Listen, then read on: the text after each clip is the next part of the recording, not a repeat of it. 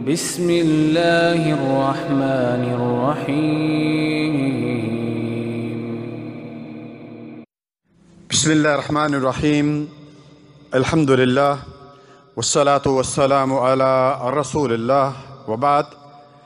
معزز سامعین اکرام، آج جس ٹاپک پر میں بات کرنے جا رہا ہوں وہ ہے اسلام میں قبروں کے احکام اور قبر پرستی۔ بہت ہی اہم موضوع ہے کیونکہ ہمارے بر صغیر میں قبر پرستی جو ہے وہ بڑھتی ہی جا رہی ہے، اور آپ جانتے ہیں کہ ابلیس انسانیت کا ازلی دشمن ہے۔ اس کے پاس ہزاروں حربے اور دو ہیں۔ اس کی چالوں میں سب سے بڑی چار پیارے بھائیوں وہ یہ ہے کہ انسان کسی نہ کسی طرح حق بات یعنی قرآن و سنت کو سن نہ پائے۔ شرک و بدعت کو اچھی طرح سمجھنا ایک مسلمان کو اپنی زندگی کا اولین مقصد بنانا چاہیے۔ خود بھی شرک سے بچے پیارے بھائیوں، اور لوگوں کو بھی اس سے بچائے۔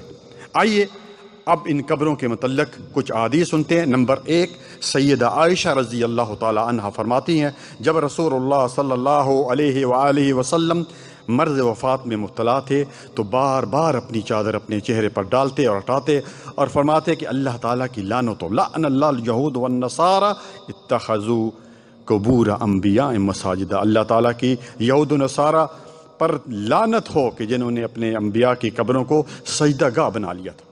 اسی روایت کے بعد حضرت عائشہ رضی اللہ تعالی عنہ فرماتی ہیں کہ اگر یہ خوف نہ ہوتا کہ لوگ رسول اللہ صلی اللہ علیہ وآلہ وسلم کی قبر پر سجدے شروع کر دیں گے تو آپ صلی اللہ علیہ وسلم کی قبر مبارک کو زائرین کے لیے یعنی زیارت کے لیے کھلا چھوڑ دیا جاتا، مگر آپ صلی اللہ علیہ وسلم کو یہی خوف یعنی شرک کا تھا۔ بخاری 1390 اور مسلم کی روایت ہے 1183۔ نمبر 2، سیدنا جندب رضی اللہ تعالی عنہ روایت کرتے ہیں کہ میں نے نبی صلی اللہ علیہ وسلم کو وفات سے چند دن قبل یہ ارشاد فرماتے ہوئے سنا کہ پہلے لوگ اپنے نبیوں اور نیک لوگوں کو، اور اس میں صالحین کا بھی ذکر ہے، کہ قبروں کو سجدہ گاہ بنا لیا کرتے تھے۔ تم لوگ قبروں کو سجدہ گاہ نہ بنانا، بے شک میں تمہیں اس حرکت سے منع کرتا ہوں۔ یہ مسلم کی روایت ہے اور حدیث نمبر 1188 ہے۔ چوتھی حدیث جس کے راوی ہیں جابر بن عبداللہ رضی اللہ تعالی عنہ، نبی صلی اللہ علیہ وسلم نے فرمایا کاش یہ حدیث سب تک پہنچ جائے اور ہمارے جو قبرستان بنے ہوئے ہیں وہ قبرستان آپ دیکھ لیجئے۔ آئیے سنتے ہیں۔ اس میں نبی صلی اللہ علیہ وسلم نے 4 چیزوں کا سے منع کرنے کا حکم دیا۔ پہلی کیا ہے؟ قبروں کو پکا کرنے سے منع فرمایا، ان پر عمارت بنانے سے منع فرمایا، ان پر بیٹھنے سے، اور بیٹھنے سے مراد پیارے بھائیوں صرف بیٹھنے نہیں بلکہ مجاور بن کر بیٹھنا، اس سے منع فرمایا، اور ان پر لکھنے سے منع فرمایا۔ اب آپ دیکھ لیجئے، اور یہ آپ کی ذمہ داری ہے، مرنے سے پہلے نصیحت کر کے جائیں کہ میری قبر کو میرے بیٹو اونچا نہ کرنا، پکا نہ بنانا، اس پر کچھ تختی نہ لکھنا۔ یہ مسلم کی روایت ہے 2245 اور نسائی کی روایت ہے 2027 اور ابن ماجہ کی روایت ہے 1562 اور جامع ترمذی کی روایت ہے 1052۔ آج آپ غور کریں، جو مزار، دربار، خانگاہیں ہیں، ان کی قبریں آپ دیکھیے سنگ مرمر لگے ہوئے ہیں، بڑے گنبد تعمیر ہیں، لوگ مجاور بن کے بیٹھے ہوئے ہیں۔ کاش ہماری قبریں بقیع قبرستان کی طرح ہو جائیں جہاں 10,000 صحابہ کرام رضوان اللہ علیہم اجمعین مدفون ہیں۔ اور دیکھیے آپ جب عمرے پر جاتے ہیں، حج پر دیکھیں، اس کو دیکھ کر پھر اپنی قبروں کا اندازہ کیجئے میرے پیارے بھائیوں۔ 5ویں حدیث جس کے راوی ابو ہریرہ رضی اللہ تعالیٰ عنہ ہے، فرماتے ہیں کہ نبی صلی اللہ علیہ وسلم نے فرمایا لا تجعلوا بیوتکم قبور، اپنے گھروں کو قبرستان نہ بناؤ، اپنے گھروں کو قبرستان مت بناؤ، یعنی قبرستان میں عبادت نہیں کی جاتی، اور میری قبر کو بھی میلہ گاہ نہ بنانا۔ اور کیا فرمایا؟ اللہم لا تجعل قبری عیدا، کہ اے اللہ میری قبر کو میلہ ٹھیلا نہ بنانا۔ یہ ابو داؤد کی روایت ہے 2042۔ اور 6ٹھی حدیث آگے سنتے ہیں۔ نبی صلی اللہ علیہ وسلم نے فرمایا یہود و نصارہ کے بارے میں کہ یہ لوگ ایسے تھے کہ جب ان میں سے کسی کوئی شخص فوت ہو جاتا تو اس کی قبر پر مسجد تعمیر کر لیتے، پھر اس میں اس کی تصویریں لٹکا دیتے۔ قیامت کے لوگ یہ اللہ کے نزدیک بدترین شمار کیے جائیں گے۔ بخاری حدیث نمبر 1341 اور مسلم 969۔ میں آپ کو باقاعدہ حدیث کا نام اور نمبر بھی بتا رہا ہوں تاکہ کسی قسم کی شک کی گنجائش نہ رہے۔ 7ویں حدیث جس کے راوی ہیں ابو ہریرہ رضی اللہ تعالیٰ عنہ، کہتے ہیں کہ نبی صلی اللہ علیہ وسلم نے فرمایا کہ اگر تم میں سے کوئی شخص کسی انگارے پر بیٹھے اور وہ انگارہ اس کے کپڑوں کو جلا دے پھر اس کے بدن تک پہنچ جائے تو یہ اس بات سے بہتر ہے کہ وہ کسی قبر کا مجاور بنے۔ کتنی سخت وعید ہے بھائیو، اور آج ہم جو قبر کے مجاور بن کے بیٹھے ہوئے ہیں۔ مسلم کی روایت ہے 971، 8ویں حدیث، جس کے راوی ہیں ابو سعید خدری رضی اللہ تعالیٰ عنہ۔ نبی صلی اللہ علیہ وسلم نے فرمایا کہ دعا کر رہے ہیں، بلکہ دیکھیے آپ اور کیسی ان کی دعا اللہ تعالیٰ نے قبول کی کہ اے میرے اللہ میری قبر کو وسن یعنی آستانہ نہ بنا، اللہم لا تجعل وسنی یعبد، کہ میری قبر کو آستانہ اور عبادت گاہ نہ بنا۔ اللہ اکبر۔ ہمارا درس کس بارے میں چل رہا ہے؟ اسلام میں قبروں کے احکام۔ نبی صلی اللہ علیہ وسلم نے کیا فرمایا کہ اللہ تعالیٰ کا سخت غضب ہو اس قوم پر جو اپنے نبیوں کی قبروں کو عبادت گاہ بناتے ہیں۔ متا امام مالک میں حدیث موجود۔ پیارے بھائیوں اور عزت کے لائق میری بہنوں بیٹیوں، اللہ تعالیٰ نے اپنے لاڈے پیغمبر کی دعا کو قبول فرمایا اور آپ صلی اللہ علیہ وسلم کی قبر کو عرس، میلے، طواف، چڑھاوے اور نذر و نیاز اور شرک و بدعت سے محفوظ کیا۔ آپ جا کر دیکھیں وہاں کوئی چیز کسی قسم کی خرافات اور بدعت نہیں ہوتی۔ آئیے شیخ عبد القادر جیلانی رحمۃ اللہ علیہ کا جو ہے وہ فتویٰ بھی سنتے ہیں، جن کی ہم یارویاں کھاتے ہیں۔ آپ کا فتویٰ کیا ہے کہ قبر زمین سے ایک بالشت بلند کی جائے، اس پر پانی چھڑکا جائے، اس پر سنگریزہ رکھ دیں یعنی اس پر چھوٹے چھوٹے پتھر رکھ دیں، اور اگر لیپ کر دیں تو جائز ہے، مگر چونے سیمنٹ وغیرہ سے پکا نہ کریں۔ یہ شیخ عبد القادر جیلانی کا فتویٰ ہے، غنیۃ طالبین صفحہ نمبر 640۔ اسی طرح آپ صلی اللہ علیہ وسلم نے قبروں کی زیارت کا مقصد کیا فرمایا؟ قط نہیتکم عن زیار القبور فزوروہا، کہ میں نے تمہیں قبروں کی زیارت سے پہلے منع کر دیا تھا تاکہ تمہارا عقیدہ مضبوط ہو جائے۔ اب تم قبروں کی زیارت کیا کرو، کیوں؟ تاکہ تمہیں موت یاد آئے، تمہیں آخرت یاد آئے۔ ابن ماجہ حدیث نمبر 1572 اور مسلم 2259۔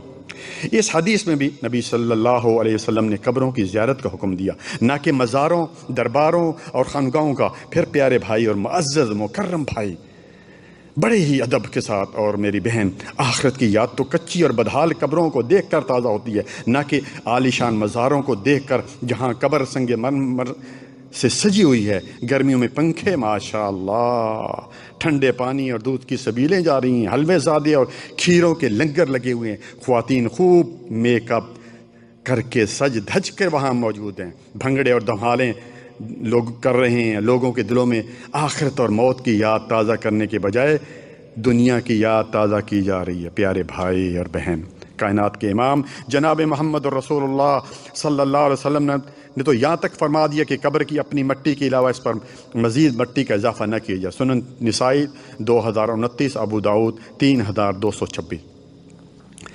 اب اندازہ کیجیے اگر قبر پر چادر چڑھانا اور سالانہ عرس منانا جائز ہوتا تو ملت اسلامیہ میں میرے پیارے بھائی یہ حق سب سے پہلے نبی صلی اللہ علیہ وسلم کا تھا۔ اور آئیے ہم آپ سب کہتے ہیں میں حنفی ہوں، تو امام ابو حنیفہ رحمۃ اللہ کی بات بھی ماننی چاہیے۔ صرف حنفی ہونے سے کچھ نہیں بنتا۔ امام ابو حنیفہ سب کہیں رحمۃ اللہ علیہ، ان کا یہ فتویٰ بھی سن لیجئے کہ انہوں نے ایک شخص کو جو کچھ لوگوں کو قبروں کے پاس آتے دیکھا ہوا، ایک شخص جو ہے وہ قبروں کے پاس آیا اور سلام کر کے یہ کہنے لگا کہ اے قبر والو، تمہیں کچھ خبر بھی ہے اور کیا تم پر اس کا کچھ اثر بھی ہے کہ میں تمہارے پاس مہینوں سے آ رہا ہوں، یعنی کافی عرصے سے تمہارے پاس آ رہا ہوں، اور تم سے میرا ایک سوال بھی ہے کہ میرے حق میں دعا کرو، بتاؤ تمہیں کچھ خبر بھی ہے یا تم بالکل غافل ہو؟ یہ اس شخص نے قبر کے پاس آ کر کچھ سوال کیے اور امام ابو حنیفہ رحمۃ اللہ علیہ سن رہے تھے، تو آپ رحمۃ اللہ علیہ نے اس کا یہ قول سن کر کیا کہا؟ تجھ پر پھٹکار ہو، تیرے دونوں ہاتھ گرد آلود ہو جائیں۔ جو ایسے لوگوں سے کلام کر رہا ہے جو جواب نہ دے سکتے ہوں اور نہ کسی چیز کے مالک ہوں اور نہ آواز سن سکتے ہوں۔ پھر امام ابو حنیفہ رحمۃ اللہ علیہ نے قرآن کی آیت تلاوت کی، سورۃ فاطر کی آیت نمبر 22 کہ وَمَا أَنْتَ بِمُسْمِعٍ مَنْ فِي الْقُبُورِ، کہ اے پیغمبر آپ ان لوگوں کو جو قبروں میں ہیں نہیں سنا سکتے۔ اور کسی شاعر نے کیا خوب کہا تھا، جو کروٹ بدلنا نہیں جانتے ہیں انہیں آپ مشکل کشا مانتے ہیں۔ عالم برزخ یعنی قبر کی زندگی پیارے بھائی، اس کا تعلق مشابہات سے ہے، جس کا ادراک عالم برزخ میں جا کر ہوگا. ہم جب قبر میں جائیں گے تب ہی پتہ چلے گا کہ یہاں کیا ہو رہا ہے. اسی طرح اللہ تعالیٰ نے شہداء کی زندگی کے بارے میں سورۃ البقرہ کی آیت نمبر 154 میں کیا فرمایا؟ 154 میں وَلَا تَقُولُوا لِمَن يُقْتَلُ فِي سَبِيلِ اللَّهِ أَمْوَاتٌ بَلْ أَحْيَاءٌ وَلَكِن لَّا تَشْعُرُونَ کہ جو اللہ تعالیٰ کے راستے میں شہید ہو جائیں انہیں مردہ نہ کہو، وہ زندہ ہیں مگر تمہیں ان کا شعور نہیں ہے. اس لیے شہید کی بیوی کی شادی کر دی جاتی ہے، اس کی وراثت تقسیم کر دی جاتی ہے. سید الشہداء نبی صلی اللہ علیہ وسلم کے حقیقی چچا حضرت حمزہ کی قبر آپ دیکھیں. جو لوگ عمرہ یا حج پر جاتے ہیں جبل احد میں موجود ہے، بالکل کچی قبر ہے. وہاں نہ ہر سال پھول چڑھائے جاتے ہیں، نہ کوئی فوجی ان کو سلوٹ کرتا ہے، نہ سالانہ ان کی قبروں پر جو ہے وہ چادریں چڑھائی جاتی ہیں. اسی طرح سیدنا انس رضی اللہ تعالیٰ عنہ بیان کرتے ہیں کہ صحابہ کرام رضوان اللہ علیہم اجمعین کو رسول اللہ صلی اللہ علیہ وسلم سے بڑھ کر کوئی شخص محبوب نہ تھا. اس کے باوجود آپ صلی اللہ علیہ وسلم کو دیکھتے تو کھڑے نہ ہوتے، کیونکہ وہ جانتے تھے کہ آپ صلی اللہ علیہ وسلم نے اسے ناپسند کیا ہے. ترمذی 2754. آج امت کا حال دیکھ لیجیے آپ. معذرت کے ساتھ بھائیوں کو برا نہ مانیں، مزاروں، درباروں اور خانقاہوں پر جا کر قبر کے سامنے ہاتھ باندھ کر کتنی ادب احترام کے ساتھ کھڑے ہوتے ہیں، ایسے جیسے اس مردے سے ڈر لگتا ہے. اور ایک سوال یہ بھی ہے میرے بھائیو کہ عورتوں کا قبرستان جانے کا حکم کیا ہے؟ نبی صلی اللہ علیہ وسلم نے لعنت کی ہے ان عورتوں پر جو کثرت سے قبرستان کی زیارت کرتی ہیں، اور ان پر سجدہ کرنے والی عورتوں پر لعنت کی ہے، ان پر چراغ روشن کرنے والی عورتوں پر لعنت کی ہے. سنن ابو داؤد 2000، نسائی 3236 اور ترمذی 3320. لیکن کبھی کبھار عورتیں قبرستان جا سکتی ہیں، لیکن شریعت کے حساب سے خوشبو لگا کے نہ جائیں، پردے میں جائیں، کیونکہ حضرت عائشہ رضی اللہ تعالیٰ عنہ اپنے بھائی عبد الرحمن کی قبر کی زیارت کیا کرتے تھے. اس طرح ایک عورت کا بھی ذکر ہے کہ آپ صلی اللہ علیہ وسلم پاس سے گزرے، لمبی حدیث ہے، تو آپ صلی اللہ علیہ وسلم نے اسے منع نہیں کیا تھا. کائنات کی سب سے بڑی بیماری بھائیو شرک ہے. پیارے بھائیو، قبریں ہمیشہ سے شرک کا ذریعہ جو ہے وہ بنی رہی ہیں، اور سابقہ امتوں کہ شرک کی بڑی وجہ قبریں ہی تھی جو رفتہ رفتہ بت پرستی میں تبدیل ہو گئیں. آپ جانتے ہیں کہ قوم نوح علیہ السلام کہ ہاں بھی 5 تن سن لیجیے 5 تن کا رواج تھا. چنانچہ صحیح البخاری کتاب تفسیر سورۃ نوح سے یہ بات ہمیں معلوم ہوتی کہ جن 5 ہستیوں کی پرستش کی گئی انہیں حاجت روا اور مشکل کشا سمجھ کر ان سے جو ہے وہ فریاد طلب کی گئی، وہ اس زمانے کے نیک بزرگ تھے جن کا ذکر سورۃ نوح کی آیت نمبر 23 سے لے کر 25 تک میں آیا ہے. اور سیدنا ابن عباس رضی اللہ عنہما فرماتے ہیں کہ قوم نوح علیہ السلام کے 5 بت، یعنی جو 5 انہوں نے بنائے تھے، دراصل نیک آدمیوں کے نام تھے. جب وہ وفات پا گئے، یعنی دنیا سے چلے گئے، تو شیطان نے ان کو بہکایا کہ ان کی یاد تازہ رکھنے کی ان کے مجسمے بناؤ. لیکن جب وہ لوگ جنہوں نے مجسمے بنائے تھے وہ بھی اس دنیا سے چلے گئے تو ان کے بعد کی نسل نے ان کی عبادت شروع کر دی. امام ابن قیم رحمہ اللہ فرماتے ہیں، اور متعدد اسلاف اہل علم کا بھی یہ قول ہے، کہ جب وہ فوت ہو گئے تو ابتدا میں یہ لوگ قبروں کے مجاور بنے، پھر ان کے مجسمے بنائے، پھر عرصہ دراز گزرنے کے بعد ان کی پوجا شروع کر دی. پھر اللہ سبحانہ وتعالیٰ نے حضرت نوح علیہ السلام کو بھیجا، جس طرح کہ حضرت سورۃ نوح آیت نمبر 2 اور 3 میں جو ہے وہ ذکر ہے کہ اللہ تعالیٰ نے نوح علیہ السلام کو بھیجا کہ شرک سے ڈرانے کے لیے، کہ ان اعبد اللہ، اللہ تعالیٰ کی عبادت کرو اور اللہ تعالیٰ کے علاوہ کسی کی عبادت جو ہے وہ نہ کرو. سورۃ اعراف کی آیت نمبر 59 میں بھی نوح علیہ السلام کی دعوت و تبلیغ کا ذکر ہے. اسی طرح شیخ الاسلام ابن تیمیہ رحمہ اللہ فرماتے ہیں کہ افضل قبر علی الوجہ الارض قبر رسول اللہ صلی اللہ علیہ وسلم وقد نہا ان اتخذوا عیدا. اللہ اکبر، کہ اس روئے زمین پر سب سے افضل قبر نبی صلی اللہ علیہ وسلم کی قبر ہے. جبکہ آپ صلی اللہ علیہ وسلم نے کیا فرمایا کہ میری قبر کو میلہ گاہ یا عرس گاہ نہ بنانا منع کر دیا، تو آپ کے علاوہ کسی دوسرے کی قبر سے جو ہے ممانت تو بلا اولا ہے میرے بھائیوں. اسی طرح میرے بھائی آج دیکھتے ہیں جو اعمال بیت اللہ میں خانہ کعبہ میں کیے جاتے ہیں جو کہ اللہ اور اس کے رسول کا حکم ہے، وہی مزارات درباروں پر کیے جاتے ہیں. خانہ کعبہ کا طواف نماز کی طرح ہے. اب قبر کے گرد پھیرے لگا کر صاحب قبر کی عبادت بھی کی جاتی ہے۔ وہاں حجر اسود کا بوسہ لیا جاتا ہے، یہاں حضرت کے مزار پر لگے ہوئے سرخ و سفید پتھروں کو چوما جاتا ہے۔ وہاں سال میں ایک مرتبہ کعبہ کا جو ہے غلاف چینج کیا جاتا ہے یا اس کو بدلا جاتا ہے، تو یہاں سال میں کئی مرتبہ بلکہ دن میں کئی مرتبہ بزرگوں کے جو ہیں وہ چادریں جو ہیں ان کو بدلی کیا جاتا ہے، سنہری چادروں کو۔